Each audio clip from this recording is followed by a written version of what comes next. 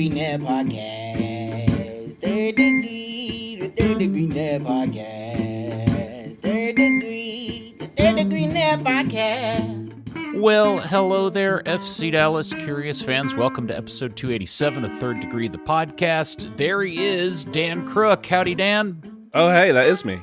It is you, and your hero, my hero, everybody's hero, editor, founder of thirddegree.net, and the original soccer influencer himself, Buzz Carrick. Come in, Buzz. Hey, fellas. Happy to be here talking some soccer with y'all. All right, so today, because obviously the season's over and there's not a lot to talk about, today's big feature is our annual Q&A session where people, are all the questions from the Discord, Buzz? Yep.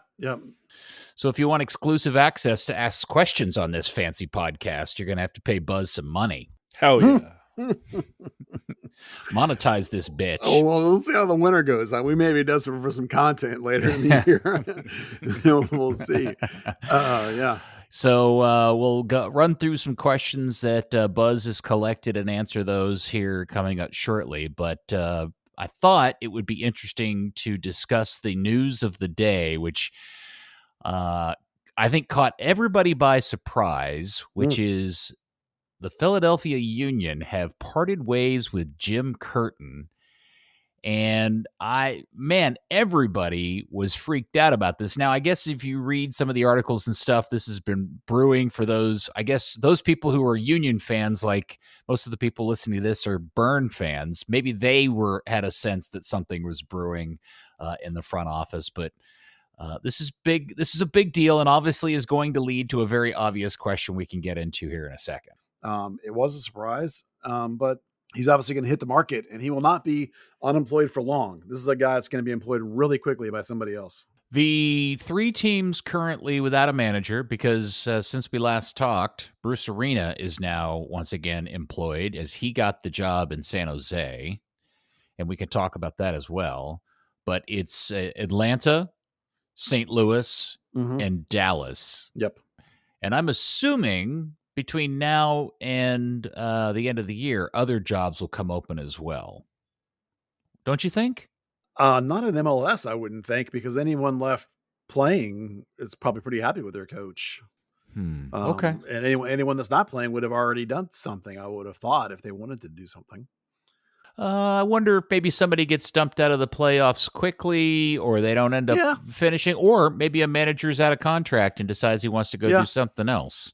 That's very possible. Guys could be wanting to do like Oscar did. Oscar really wanted to take a shot in Mexico. There's always greener pastures out there. So there certainly could be something coming available. Nothing I'm expecting to be available, though. I mean, maybe people that know their teams better than I do obviously would feel that way. But so obviously the question we all got asked multiple times. Dan, how many times did you get asked this question today?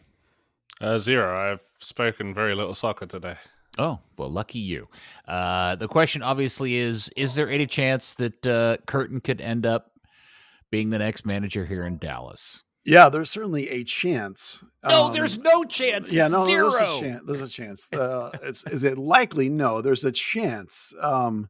There's always a chance that, he wanted out of his current gig because he has something already lined up and raring to go. And that thing, for all we know, could be FC Dallas. Now, I don't think it's likely. I think, it's less than 5% chance that that's the case, but Dallas has been waiting around conceivably. I mean, you remember at the end of the season press conference, at the time they had 3 finalists, and we have said in various places, like, the longer this takes for Dallas to make a move, the more it feels like it's not Luxon who is sitting around waiting, and the more likely it's somebody who had a job. And at the time we talked about that being some candidates that were currently in the playoffs for one league or another. Never occurred to me to think like maybe it was a guy that was working for another team that was about to be out of a job.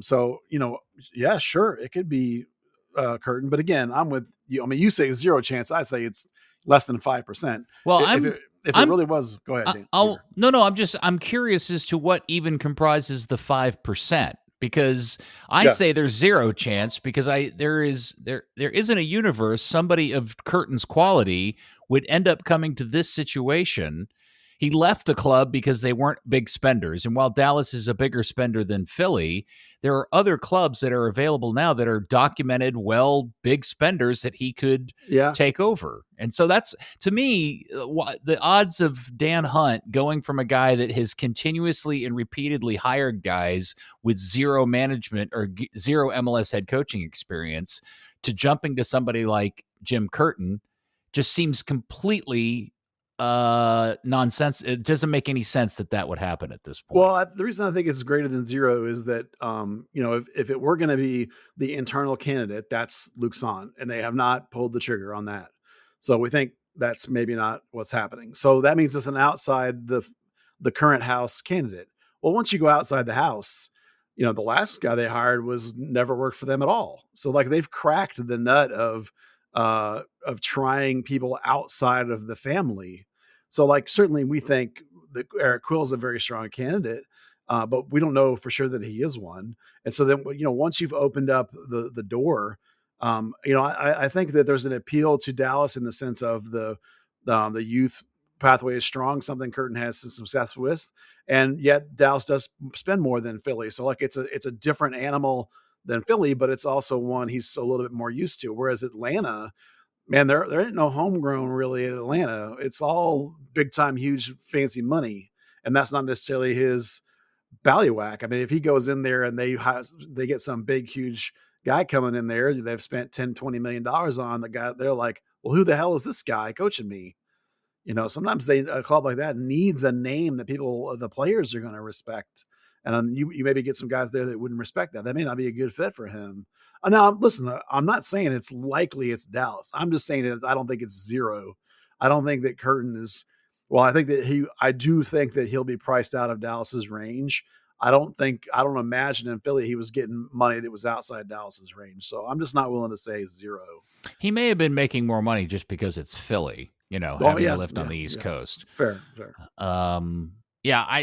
It just seems like a weird fit, and it seems unlikely somebody would leave a Philly situation just to hop into the fire that is Dallas. And we haven't even talked about the fact that the stadium's going to be half closed for 3 seasons, and whatever complications come with that. We haven't talked about the Zanata element of it and having to come work for Zanata, and I just find it really unlikely. I mean, I would love it. Trust me. If there was somebody left on the list that Dallas could hire and put in place, Jim Curtin would be near the very top of my list. I just don't want to get anybody's expectations. I did say it was very unlikely. I just didn't say. I'm just saying it's not zero.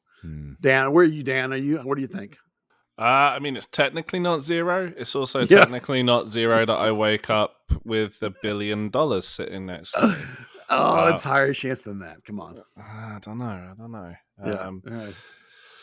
Right. We obviously know some people with $1 billion that could lose that somehow. But that's besides the point. No, I think it's kind of strange timing for him. Obviously, his thing works really well with kids, and in Philly, they all get sold up. Dallas also gets sold up when you have some, but Dallas is in a little bit of a dry streak with there. So, the whole homegrown revolution, which you'd expect him to lead, would be a couple of years off until you kind of get some true first team ready homegrowns kind of coming through.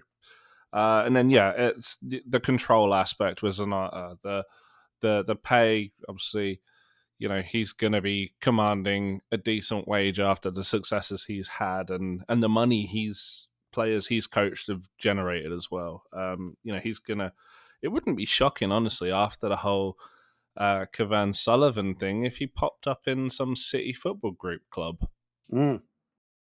Yeah, it makes me wonder. I mean, it's kind of like the Oscar Pereira situation. He was a guy who made lemonade out of lemons and did it repeatedly of a roster. And I just don't foresee a guy wanting to go to another roster filled with, okay, maybe not lemons, but it's certainly, you know what I'm saying? I just don't know why he would want to do that. And they're more like key limes. They're small. Key lime, yeah, or whatever, kind of fruit you're kind of just middle about. Yeah. So, I don't know. I'm still shocked that they've parted ways, and It'll be interesting to see where he goes and what kind of successes he has. The Atlanta deal, I think you've got something going on there, Buzz, that maybe that isn't a good fit for him either. St. Louis screams Jim Curtin to me, like totally makes sense for him to go to a place like that. That's part of why I had greater than 0% was that Dallas is one of 3 teams that might right now be able to make an offer on somebody of that caliber, Well, but I'm with you. I think it's most likely St. Louis if it's an MLS club. Yeah. And then the other thing, I'm still trying to wrap my brain around Bruce Arena going to San Jose. And the setup of that deal, because Chris Leach essentially now has to answer to Bruce Arena, which is a curious setup. Yeah. And that would be, just so everybody understands, Chris Leach is he's kind of like the somewhere a mix between Dan Hunt and Zanata in the San Jose setup, and Chris now is going to have to answer to the head coach manager, which is Bruce Arena. So he was their GM, and I got promoted above him. Not promoted, got the job above him. Yeah. So I don't know. I don't know if Bruce was just desperate for a job or what, but that also is he was out on the marketplace, and it makes you wonder if Dan Hunt even gave Bruce the time of day to throw a call that way. Oh, no way. Yeah, no way did they talk to Bruce Arena. Is that because because Bruce wouldn't talk to them and like, no way I'm going to go work for those guys, or they just didn't think he was the right guy for the job? I'm sure he would have said no thanks to even a conversation, because the Dan Hunt and Zanata and the whole committee are entrenched. And as you just saw, Bruce Arena's not going anywhere without complete control. Yeah. So like there would have been a non-starter conversation. So that leads me to coming back to the home base and asking the question of what do we have any new sense on the timeline of what Dallas is doing? They obviously said they had 3 finalists. Eric Quill's in the middle of a playoff run that is going to last at least, I think, if I'm looking, because the dates for the USLC championship aren't established yet. Yeah, they are. Through the final? Because I can't find them on their website. It just says the next rounds are on these dates, and then there are no dates set for the next 2 for this conference final or the final. We talked about it last night game. I think it's the 27th. I think it's okay. All right, near Thanksgiving. Well, then they should put that on the stupid league website. Right. It's sorry, the 23rd. It's on Wikipedia. Okay. The finals on the 23rd. Always good old Wikipedia. Yeah. So, okay, so they've got at least another 3 weeks. Yeah, but if you're hiring a guy who's going to be on a playoff team, you sometimes will see that announced before the playoffs are over, and it's announced that he's going to finish out the run with his team. Or sometimes owners get mad enough, they're like, you know what, take a hike mid playoffs. You've seen less in MLS than you see it in other sports, but these things do happen. You think Eric Quill would allow himself to get announced as taking another job while his team's in the middle of a playoff run? It depends on the factors. If they got permission to talk to him, man, I got to be honest. If Eric Quill did that, I'd be really disappointed in Eric Quill and make me wonder if I actually want him coaching my team, because that would be a shitty move. It happens. I don't know what to say about it in this given situation, but you see all the time guys that get hired for new jobs before the previous job is over, and sometimes they'll put some in the thing. Sometimes they get the owner tells them to walk. Sometimes they try and keep it secret and it gets out anyway. There's many examples of how it's all worked. I gotta say, man, if that actually happened, that would be really shitty on Quill's part, because New Mexico went out of their way to sign him to a new deal, extend his deal. Yeah. Not that long ago. He takes him into a playoff run, and you're presenting a scenario where Quill agrees to allow himself to be announced as taking another job for the next season while his team is in the middle of a playoff run. Well, that's not a 0% chance, right? That's Jim Curtin to FC Dallas. Well, look at it this way. If you consider it a step up, how many times have you heard of in the NFL a coordinator for a team who's going to be the head coach or somebody else, and he finishes the playoffs? That's a step up. USL to MLS is a step up. It is, and not even an organization that's in direct competition like the NFL teams are. The leader of the team, dude, and they're going for a championship.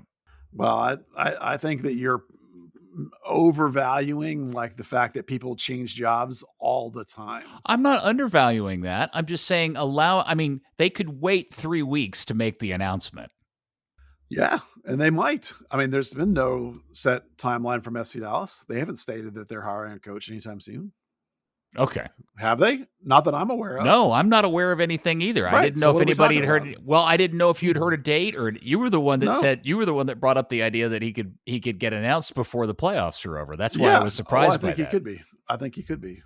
Oh, that would suck. I'd feel for terrible who? for the New Mexico fans. Well, Imagine. Okay, hold on. Wait a sec.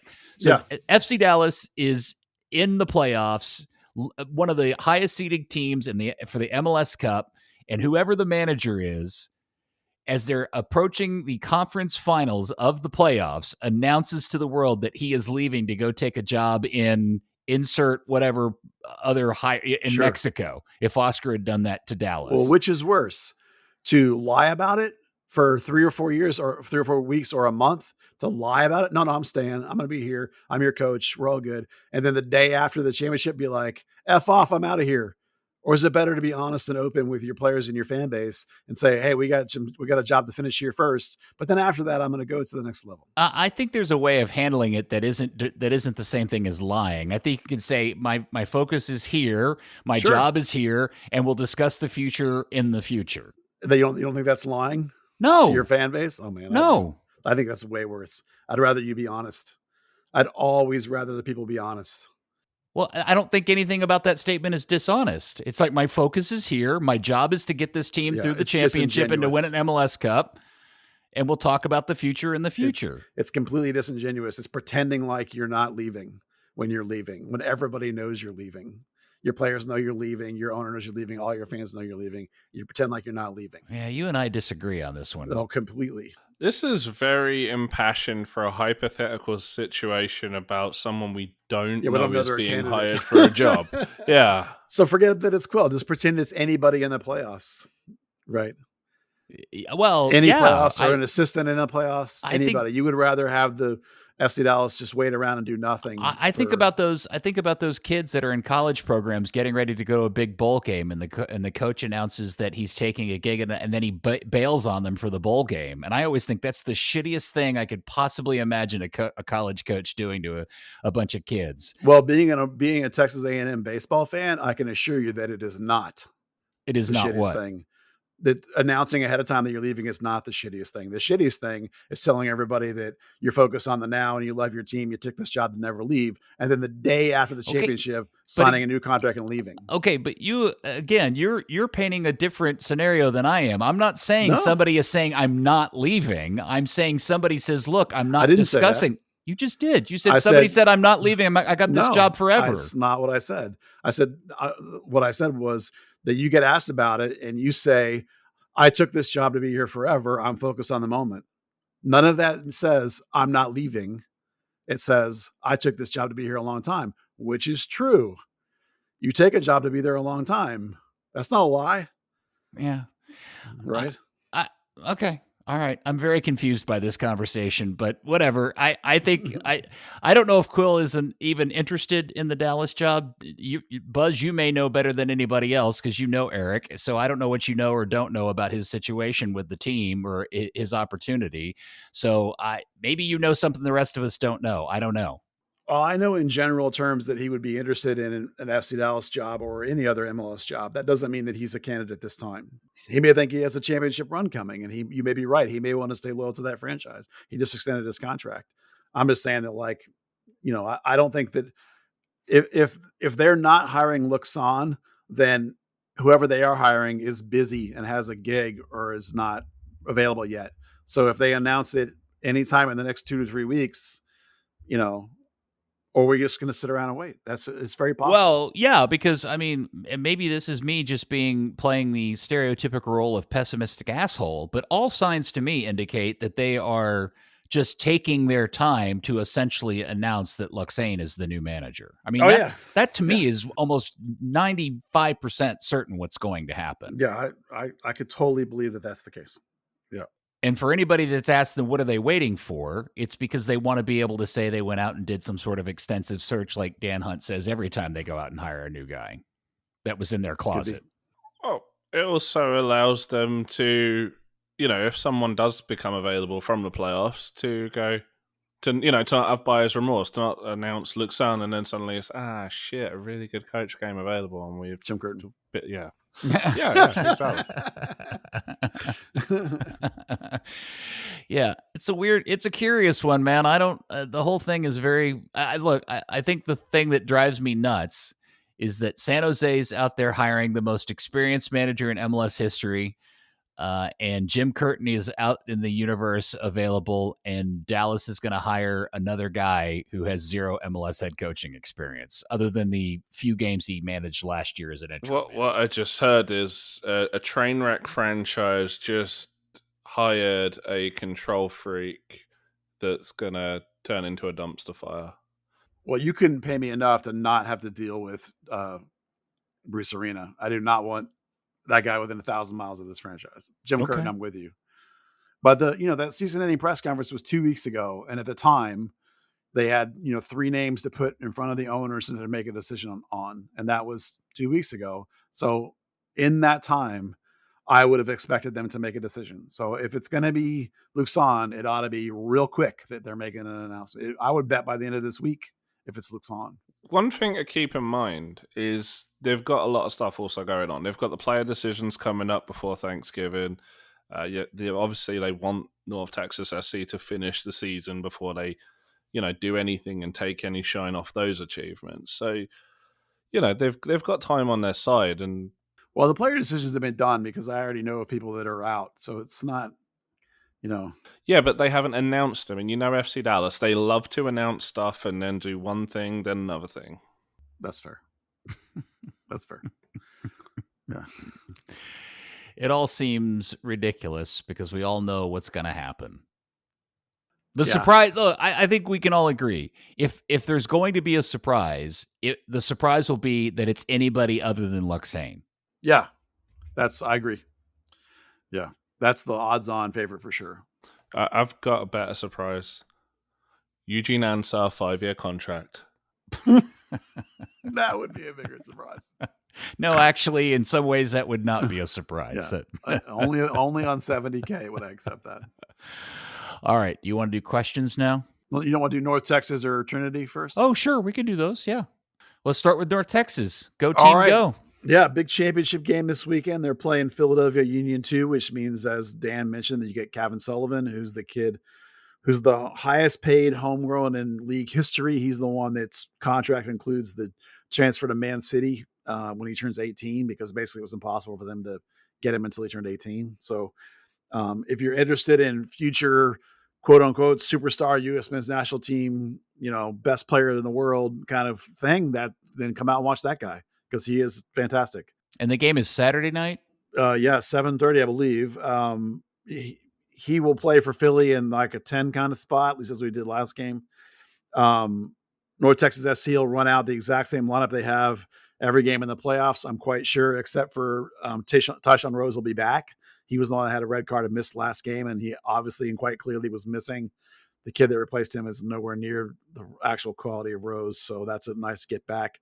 The only real question will be, are they going to do that flex center back 6 thing or not? They did not do it last game, but then the team they played, who's slipping out of my brain right this second, St. Louis City, had some really big, nice strikers, so they kept Carl Sante back as a real center back and a back 3. But I think with Sullivan being the prize, who's a midfielder, that they'll probably go back to that flex situation. So it should be an outstanding game. You can come out and watch Logan Farrington run around. He should be okay. He left last game when they got punched in the kidneys and kicked in the balls like 6 times each. He finally went out of the game. So City he got assaulted during the game? Oh my God. Oh yeah. Like a dark alley kind of a beat up assault? Yeah, they targeted him hard. He literally got kneed in the balls twice. The referee was out of his depth and was not, didn't have the eyes in the back of his head. And the off ball linesman wasn't paying attention. The fourth was over sitting down, not watching. So they missed both of those knees to the balls that were clearly and obvious. And then there were multiple times where a guy ran over behind him and smashed him in the kidney right in the back. That happened 3 times.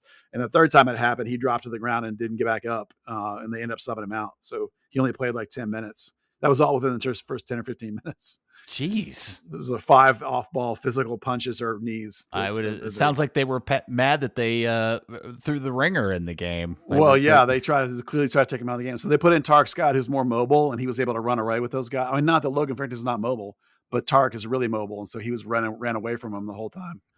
and then they ended up winning 3-0 in overtime, or I think it was. So that the game by Michael Collodi was just phenomenal. He had 5 world-class saves to keep it at 0-0. Monster game from him. Monster game from here. Well, and here's the other thing. They're not playing. I feel terrible for Buzz because this entire season, Buzz has been going to the stadium around the corner from his house, and now you got to trudge all the way up to Frisco because they're playing the game in Frisco. Yeah. Well, I had a whole soapbox thing about selling out, betraying Arlington, and this whole we're going to build a team there, and now you're going to change surfaces for the championship. It turns out that the stadium's not available. But yeah, so their hands forced, but it's a chance for all the FC Dallas fans to come see what is the best team in the organization. All right. And then Dallas Trinity has played since we last talked. Yeah. They got a late win against Fort Lauderdale at the weekend. Celie Strawn, a month after turning 17, scored her first goal in a pro game. Really nice play, and I think it was the 87th minute. Crashed the box on a rebound from Enzi Broussard. Sierra Hinson, shot that was saved. Honestly, Trinity looked, they were by far the better team. It was a bit interesting. 2 teams from hot environments, stuffy environments on a cold night, or a coldish night, I should say. It just allowed a lot of little pockets of high pressing in the game, made it kind of interesting. Dallas really camped out in the Fort Lauderdale half for massive passages of the game. Just really struggled to penetrate into the box.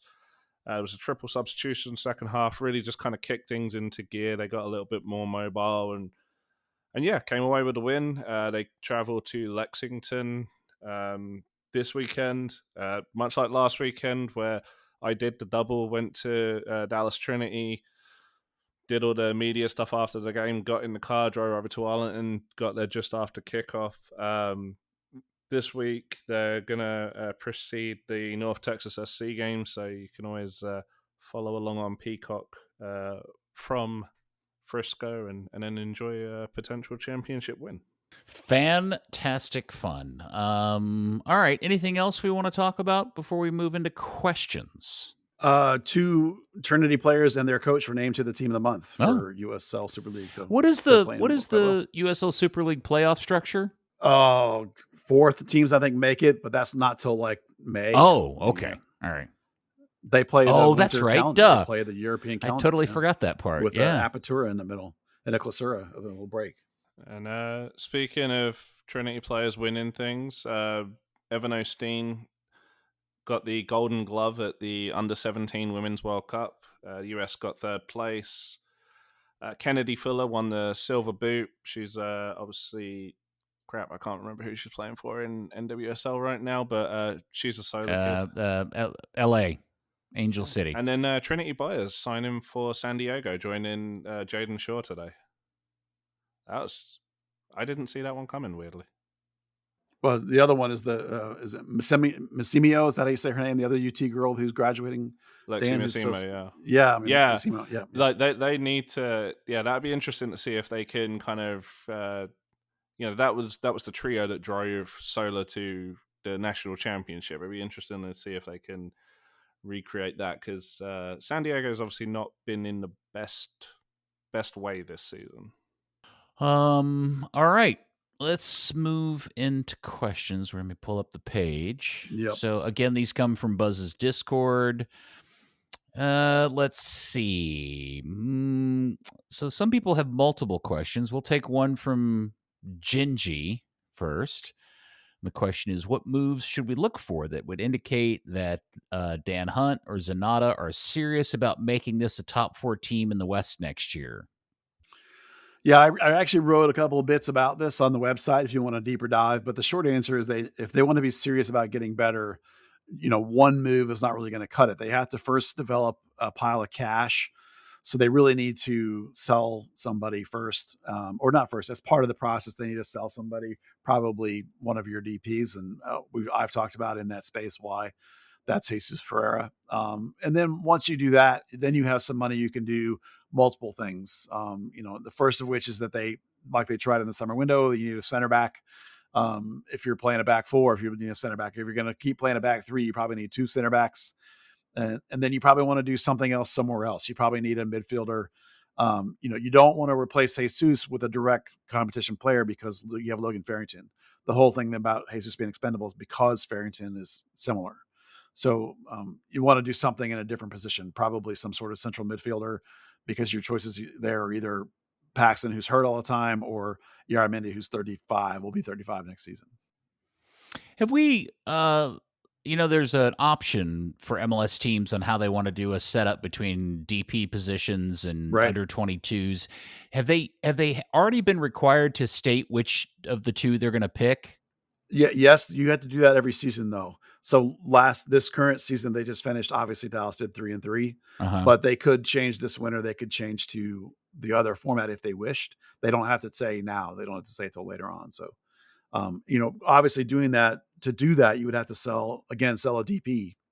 To make it that possible. And don't forget too that Paul Areola is also on a DP size contract. So, what you do with an open DP spot is dependent on which direction you want to go. And so if you wanted to go 2 DPs and 4 U22s, then you would have to continue to buy down Paul's cap number like he is now. Mm-hmm.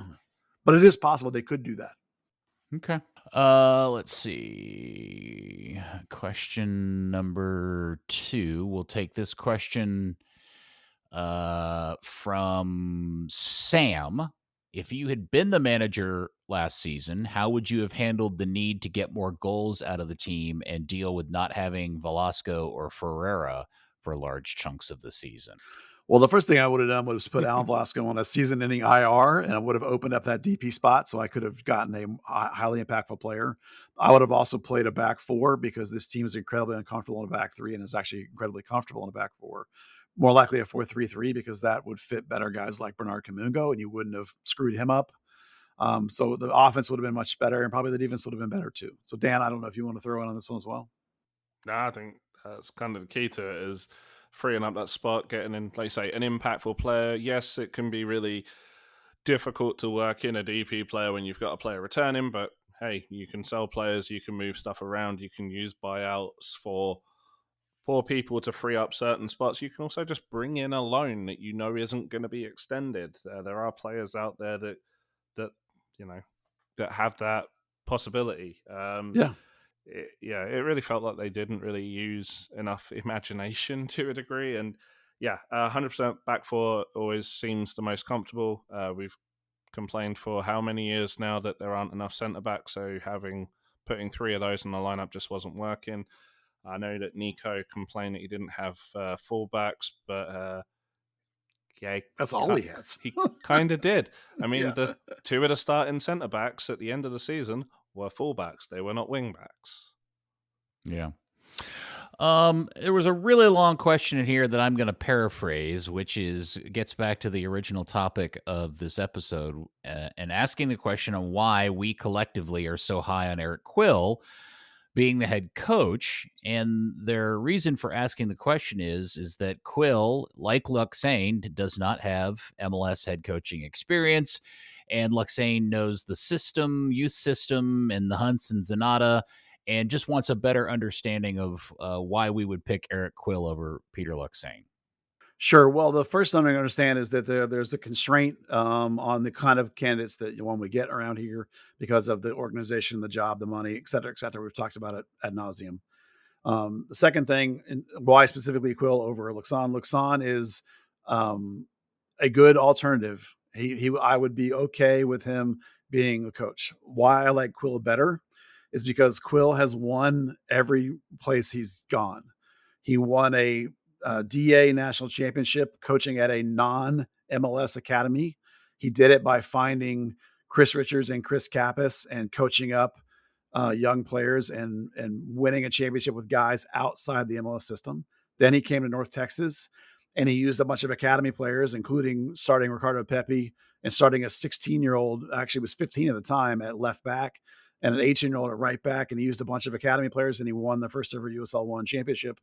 And then he knew that in order to get the next job in MLS, he needed to be an MLS assistant. So he went to an MLS assistant and worked under Caleb Porter. Caleb Porter has won multiple MLS championships, even though he got fired a year after that from Columbus.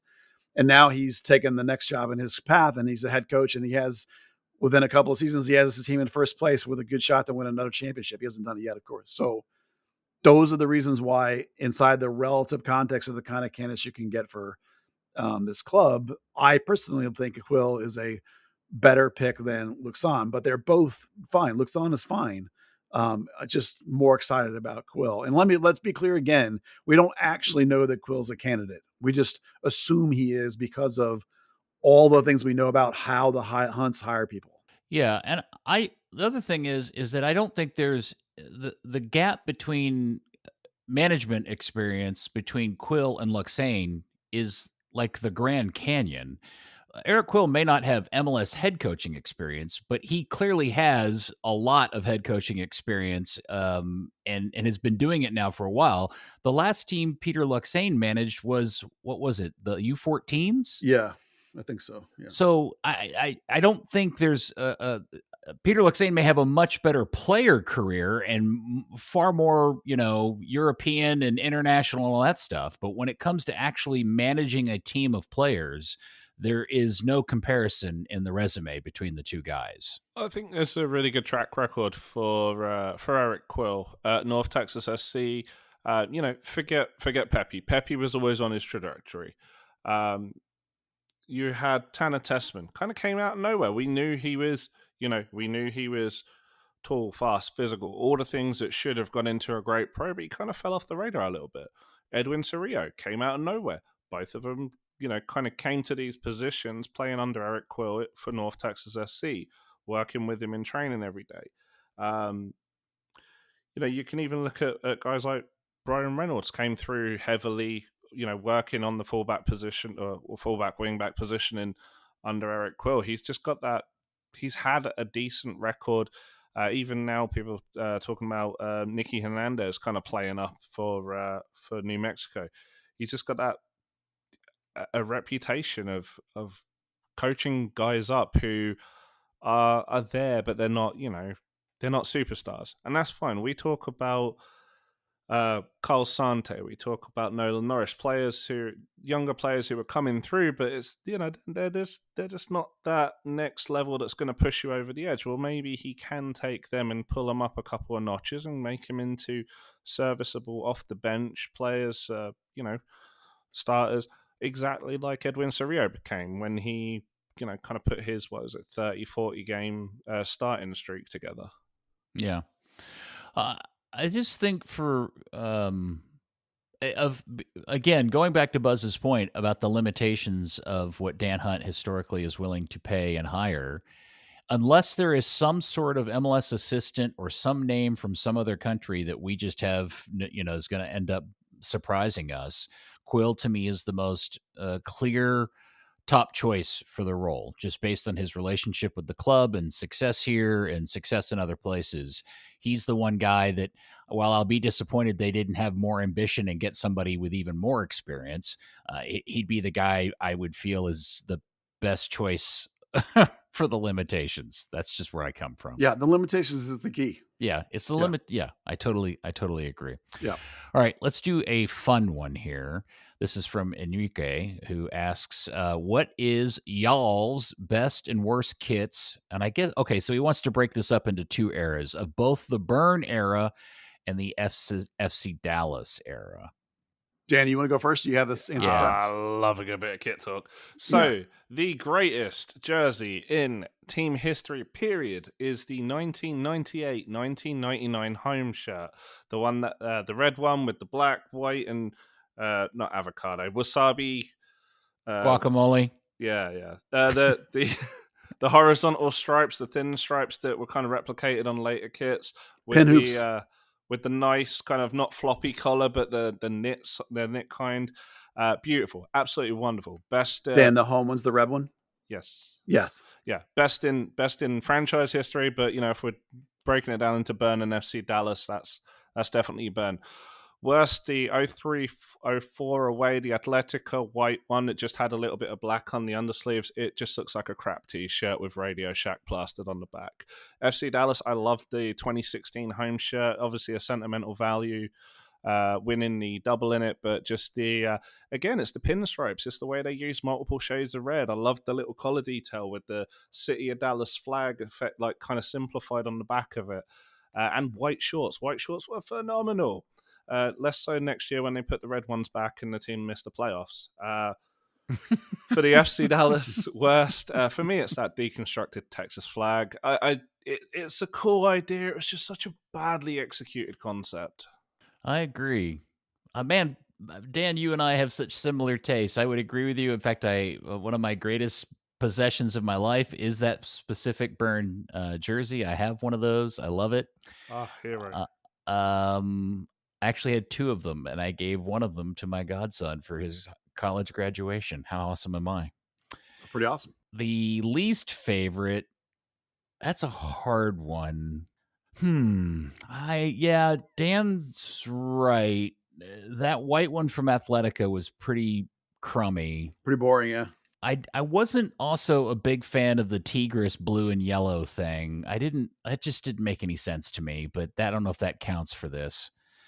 And then my favorite FC Dallas jersey, I think almost has to be the powder blue kit that they did as the away kit a couple of years ago. Mm-hmm. Although Dan is also right, the 2016 kind of different shades of red hooped jersey is fantastic. That is really, really good.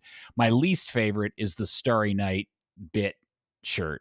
I didn't like that at all. And that's that barely edges out the deconstructed flag shirt is my least favorite of all time. And my bonus one is the only time Dallas has ever had a third kit, the black Athletica shirt, beautiful. which I also own one of those. Damn. Well, I agree with Peter on the FC Dallas part. The Ranger powder blue, what we call the Tornado powder, the NATO kit, that's the best kit in club history, mostly because they can't get hoops right. The worst is the Stars at Night, which just beats out the deconstructed flag, but the Stars at Night is worse because it's a gimmick. So we're all on the same board with that. From Burn era, I'm close to Dan. I don't like the Burn word mark. So I'm 97 red, big red horse as with the black shorts. That's my Burn era best. And then Burn era worst is the white with the wasabi side panels because it's just a disgusting color as a primary color. The 2001 with the underneath wasabi strip, which I think is just an awful looking piece. So funny thing about the for what's worth, I agree about the powder blue. My only thing was, and what kind of ruined it for me, and the only reason I didn't buy it is all the versions in the team stores had the sponsor so much smaller than the player shirts, and it was wonky. None of them were put on straight. They were either off to the side or they were at an angle, and it just. Let's just say supply chain issues were rampant. That's true. That time of your life. And I just realized based on what Buzz just said, I am incorrect. My favorite all-time Burn jersey is not the 98. It is the 97. That is the one that I own because it does have the giant horse on it. I just got my years screwed up. Dan, you are correct. That is a very, very nice shirt. It's just the original with the big horse on it is the bomb. Yes, it is. I just like the where it went from the 3 stripes to the 5. It just, I don't know. It looked a little. 98, 99 is fantastic. I mean, it's right there. The 1A, 1B. Just 1A. Yeah. The difference is just whether you like that logo or not. You know? The point I was going to make, actually. So the Starry Night, weird. I didn't actually hate the bit. What I hated was it was the way it was supposed to look and the way it ended up looking were totally different because MLS went to the team and said, hey, this needs to be majority white. But the way that kit worked out, it goes from white to dark blue. So you want the back to be dark blue, you want the sleeves to be dark blue, you want it to really graduate into a dark starry sky. And they were told not to do that. I would have loved to have seen the original concept that actually had that full execution, because that would have looked cool. That would have been nice. That is the other one. I should have thrown this one in. The other bonus one is also a shirt that I actually own, because somebody whose roommate worked for Adidas back in the day gave this to me. Do you remember that I have a long sleeve prototype? Yeah, I do. It's gray and blue hooped from from the original FC Dallas years. That shirt's awesome. Have you seen that? Have I ever shown that to you, Dan? I think you put a photo somewhere. I've got a photo of it. I'll send it to you. Yeah, it's a prototype. When they were doing away jersey designs and showing them to Dallas, one of them was, instead of gray and white, it was gray and blue. And this guy that I met found out I was a Dallas fan, and he got a hold of it and he gave it to me, and it's awesome. What's funny is I have a couple of those prototypes too. They used to throw them into like the Adidas outlet store. Yeah. So like somebody I knew came across two of them and grabbed them, and I have one of them that's a prototype too. It's really weird. Yeah, it's good stuff. All right. Any other kit talk that we want to? I think the episode's done now after that. No, you can go on with more questions. Okay. Now I got to find a picture of that shirt, because I need to send it so Dan can see it. Here it is, right here. Let's see. Next question up on the list. What is the real? This is a weird question from Dennis, because I don't know if this might be fantasy stuff. Is there a real potential for MLS to be truly competitive at the global level? And what is needed to get there? Will we see it in the next 5 years? Yes, there is a chance to be truly competitive. No, you will not see it in 5 years. And the things that have to happen are: one, you have to align with the global calendar. Two, and by far the most important, is you have to massively, massively increase your revenue to be able to afford the best players in the world. And that has to do with continued growth to where MLS becomes one of the major sports properties in the United States. It requires big television money. You're talking about more like 20 to 50 years than you are 5 years. But yes, it is very possible. Dan, you have any? Yeah, I wasn't. It's a difficult one, right? Because you've got all these Euro snubs, and I don't have to worry about offending them. They're obviously not listening to a podcast that talks about American domestic soccer. That absolutely shit on the domestic game. And how do you go forward? How do you reach that next level if there are a significant number of people that identify as soccer fans that are so against your product? So I think they could implement full promotion and relegation, and these people would find a new excuse. But that, it seems kind of key to taking it to that next level. You can raise the money internally, you can bring in the next level players and get the international viewership up, but the international opinion of MLS has probably been higher than the domestic opinion since 1996. I certainly remember watching it on TV in the mid-90s. So that kind of seems the sticking point, which I don't know how you do that within the next 5 years. Well, you certainly don't do it in the next 5 years, but everything changes. Like 100 years ago, the two big sports in the United States were baseball and horse racing, right? Until even through the 70s, the NFL wasn't a big deal. And now the NFL is the biggest thing in the world. Where was the NBA until we got Magic and Bird?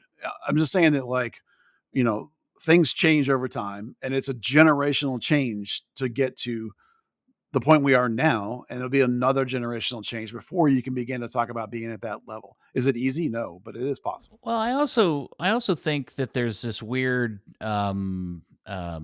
vacuum that we live in as Americans, and that if the reality is that if you were to take MLS teams and put them in various and sundry European leagues, or even in South America, they would be far more competitive than I think people think they would be. Look at the team that Chelsea played today in the European Conference League. I mean, that is a team made up of. I mean, that is an incredibly low-level team that Chelsea beat up on today, but were very successful in their domestic league in Europe. But I guarantee you, most MLS teams would probably beat up on them too. Maybe not 8-0, but would probably have a good run at them. So I just don't think we as Americans and MLS fans give our teams enough credit for where they are in 2024 on the world stage. I'm not saying an MLS team, any of them, would win the championship in England. I'm not saying they would be, a top of the table team in the Bundesliga. But what I am saying is that you could drop them in a lot of leagues and other places in this world, and they would definitely hold their own, and they would win a lot of them too. I think of myself as a bit of a nerd on obscure team logos and names, and I have honestly never heard of that team before. Well, they're relatively new. Yeah, I see that 2017. Yeah. And are they Armenian? Is that what they are? Yes. Play right over there by the Adriatic. Yeah, Noah. They're a team called Noah, and I think they're from what did I say? Armenia, yeah, and they're in fact, one of their strikers is a guy that was playing, I think, at NYCFC not too long ago. So, anyway, my point is that I just think that we as America, I just don't think MLS fans give our teams enough credit. I agree. So there you go. Thank you, Dennis, for that question. And okay, here's a little revisionist questioning from Justin. If you could bring back any player who has played for either era of the club and put them on the 2025 squad, who would it be and why? And assuming they would return at the age they were. So a 58-year-old Ted Eck is, for instance. Yeah, he means that not now, like the age they were when they played in the team. No, the great, yes, the classic. Yeah. Daniel, go first. Oh, okay. Yeah, I took that the other way around. So I mean, yeah, I'd take Oscar Pereira still now. Yeah, that's my answer too, is Oscar Pereira. Oh, really? See, mine almost immediately is Leonel Alvarez, because he's the holding mid that we've been dying for forever. Yeah, no, I wrote down Leonel, and then I went up going with Oscar because Oscar was a back box to box guy and could get forward and assist, and they lack service. So I went with Oscar. He would kick the ever-loving shit out of people. Hard-nosed leader in the locker room. Everyone followed his lead for a decade, heart of the team, all that stuff. I did follow up, by the way, with the idea that, like, if you meant at the prime of their entire career, then the answer is, of course, either Hugo Perez or Leonel Alvarez, because both of those guys played at by far higher level than anyone else that's ever played here. But that's not when they played for the Burn. But if you want to take a player in the prime of their entire career, not when they played with the Burn, then the answer is Hugo Sanchez or Leonel Alvarez, who both were played at such a spectacularly high level, far, far better than anything that's ever played here. Could you imagine a prime of his career, Hugo Sanchez, playing for this team in MLS? That would be unbelievably fun. He would score 50, 2 a game. I mean, he was the best striker in the world, probably, or maybe even unquestionably, for about a 4 or 5 year run at Real Madrid. 5 straight scoring championships, just insane good. I think he is still considered the best player in CONCACAF history. Yeah, I don't think there's any question. Yeah, there's a really, really good documentary. I think it's on YouTube about Hugo Sanchez, and if you haven't watched it, it's something about it's something about strikers that scored goals with one touch or something, goals or something. I watched that. Yeah, it's really good. And it's really, really good. We'll have to find it and put up the link somewhere. It's fantastic. Yeah, that would be great. Yeah, I'm surprised. Okay, yeah, that would be pretty good. Those are good shows. It's funny to me. Maybe we're just being old dudes that were recalling guys from the Burn era. Well, I consider David Ferreira, but I incorporated the idea that Oscar was more of a leader that would bring the whole team together, whereas David was more of a just sort of an individual in a lot of ways. Not a bad individual by any means. He was league MVP, amazing player, but I chose Oscar for that reason. All right. Well, let's take Oscar out of this, and I'm going to change the rules. It has to be somebody after the Hunt takeover, so post FC Dallas rebrand, and Oscar cannot be your choice. Who are you picking? Well, that's David Ferreira. Okay. Damn it. Okay. Are we going back to prime or in the FC Dallas? No, prime. Just in their prime. Ligue 1. Interesting. Like his time at Atletico Madrid or at PSG, serving up balls for Ronaldinho. Yeah, I'll take that all day. Yeah. That's a good one too. I don't know. Good Lord, who is the Ecuadorian holding mid that we had that now is playing in San Jose? What was his name? Guerreiro. Guerreiro. Yeah, Guerreiro back would God, because he was so good when he was here. Well, you can just even go with his FC Dallas form then, because that was the prime of his career when he was here. Yeah, I would say. All right, that's a fun question. Thank you, Justin, for that. Let's see. If Musa and Ferreira are like oil and water and can't get along, who would you rather ship out? And why is it Ferreira? Well, it's Ferreira because he doesn't want to be here anymore. Yeah, he wants to move on, and Musa just got here. And also the other reason is, and this is not a shot at Jesus Ferreira, it's just that Jesus is a tweener. He's harder to use effectively. He's either got to be a false nine or he's got to play like off of another guy, and almost like a double perhaps. Musa just got here and had one of the best rookie seasons we've ever seen. Not a rookie season, inaugural seasons we've ever seen. So that's why it's mainly it's because he doesn't want to be here at Jesus Ferreira. Yeah. El Chorizo asks, I assume you guys have hit up a decent number of MLS stadiums just for pure game day experience. Which teams would you recommend making it a point to see their stadium? You guys go ahead. I've got some definite opinions about this. Well, for me, the far and away leader is Portland. That's the best game day experience I've experienced and I've seen on TV is Portland.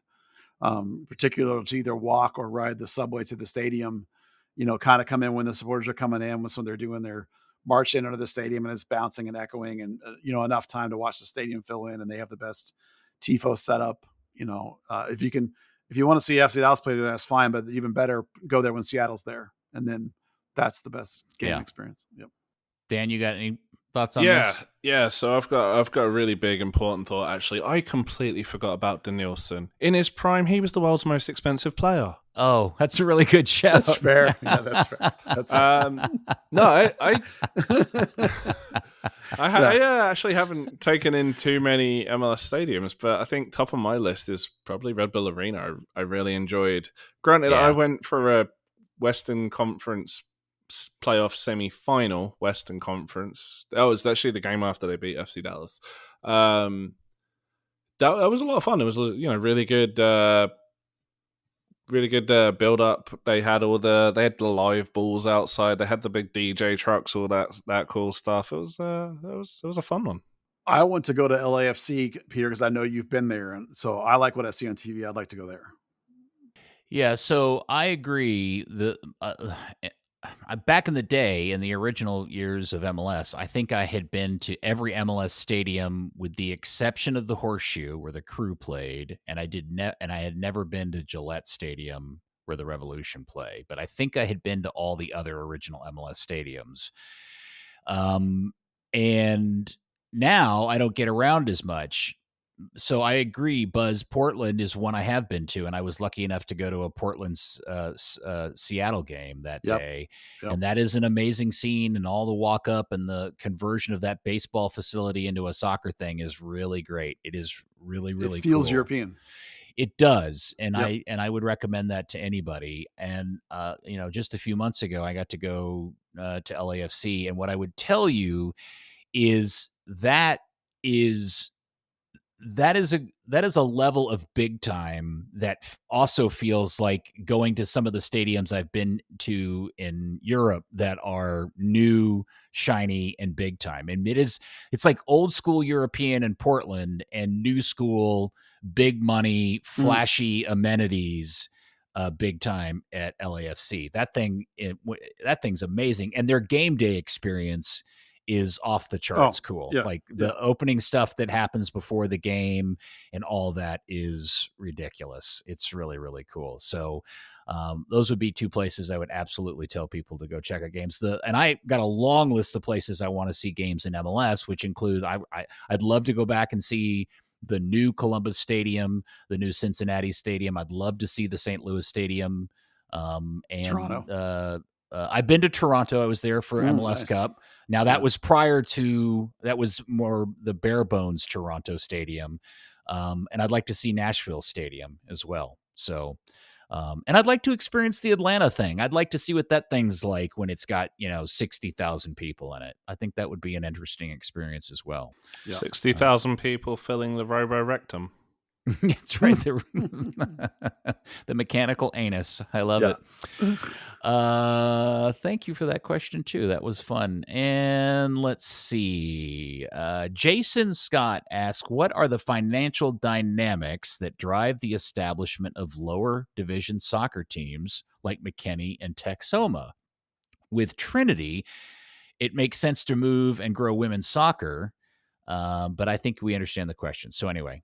Yeah. Well, at the, USL 1 level, which is, which is what roughly the same level as North Texas Soccer Club and what Tacoma is going to be. Basically, you have to think of those things like you think of minor league baseball. And so they run them on small budgets. And the key is, being in the community and having a local appeal. You're going to have local sponsors. You develop, relationships with your local businesses, your local car dealers, just like you would, a AA baseball team that's not in the Rangers pocket, or like a rookie league team, or, a local AFL team. Of course, there are guys at that level who just have a really deep love of the game and have insanely deep pockets and don't care. But you can look at the way Texoma is operating with all that local vibe, and they have these local business seminars where they're introducing you to all these different components of their team and breaking a lot of their own news in those things to make those guys all feel like they're insiders, and part of a small community group. At the USL Championship level, however, that league is basically where MLS was when it was founded in terms of its cost. And I think it's actually probably even ahead of it in terms of its profitability. Those guys are not in that thing in the USL Championship for a charity. They're not in it to just because they like soccer. They're in it to run teams that are going to win some things, to compete and make money.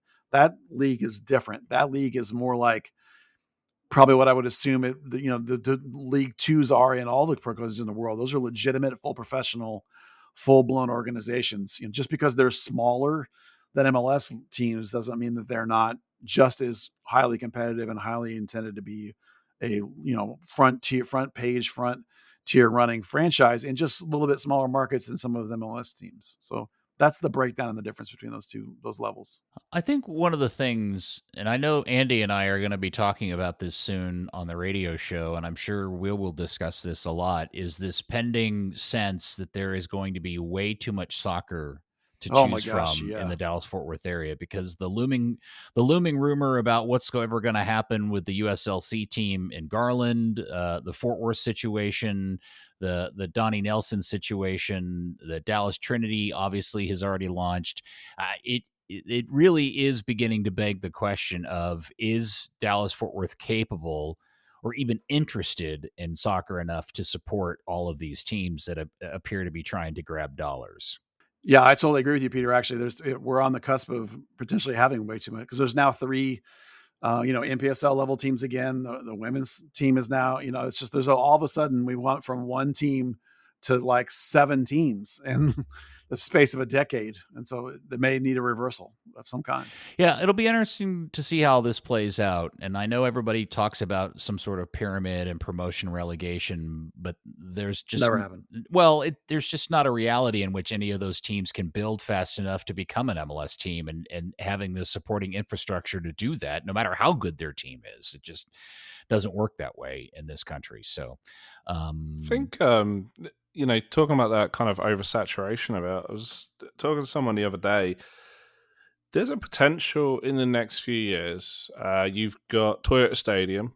You've got the proposed infotainment, sports and entertainment venue in Mansfield that FC Dallas is tied with. A couple of stadiums in and around that kind of northeast Dallas area, there's going to be, the potential that there are several small professional stadiums in a very, very small footprint in DFW. Yeah, it'll be interesting to see how all this shakes out. And everything that drives the success of a particular team is stadium driven, and trying to put teams in football stadiums, and I mean like high school or college football stadiums, isn't going to cut it. It's going to have to be one of these deals where they are soccer dominant stadiums, and they can derive profit from that and revenue from that. So it'll be weird. We'll see. I don't know. Well, all the meanwhile, FC Dallas is rebuilding their stadium for the third time, it feels like. Yeah, it is the third time. All right. Well, what else? Anything else, boys? I think we went through all the questions we wanted to talk about. Yeah, I think so. I think that's all the ones that are good for now. Okay. Dan, you got anything else you want to throw out there? Can we just go back to Kit Talk? That was fun. I do like Kit Talk. But so we'll end it with this. Buzz, you have no insight on what the next kit is for next season, which will replace it'll be the new away kit. Yeah, the Burn Baby Burn is going away, which is on sale for half off at Soccer 90. The wallpaper kit. Yeah, I don't have any tips or clues. I've gotten to the point now where I accept that FC Dallas and their partnership with Adidas is absolutely terrible at kit execution. And so I now expect them all to suck. We don't get the one that would actually be really good. So my expectation is it's going to be horrible. And, hopefully it'll be tolerable, horrible, and not like this is the worst thing I've ever seen horrible. So tolerable, horrible is such a wonderful phrase. I mean, that's the current home one, right? Is tolerable, horrible. Yeah, that's fair. It's interesting because I remember talking to Dan Hunt about this years back when they did the reunion kit, and he was so adamant that after the deconstructed Texas flag and then the reunion jersey, everything was going to be Dallas centric or Texas themed, and it's just never happened since. It's almost, Dan, like they don't have any consistency in their kit design theme pattern. I mean, it's branding as a whole. It's not even just the kits, but a plan. They don't have a plan. Yeah. I laid out a plan for them 20 years ago, and they have not followed it. So no. Can't help you. They most definitely have not followed the plan. No. All right. Very good. Knocked one out. Love it. Yeah. Dan, good stuff. Thank you, sir. Thank you. Buzz, I completely disagree with you on that thing we debated, but I love you anyway, sir. Yeah. Yeah. Well, we'll find out soon, won't we? And there should be some news coming. We would hope is after the USL Championship is over, and maybe we can have some things to talk about. So we'll see. I suppose so. And thank you, FC Dallas Curious fan. We will speak to you again on another episode of Third Degree, the podcast. Yay, soccer. White shorts. Third Degree, the Third Degree Net Podcast. Third Degree, the Third Degree Net Podcast. Third Degree, the Third Degree Net Podcast. Third Degree, the Third Degree Net Podcast.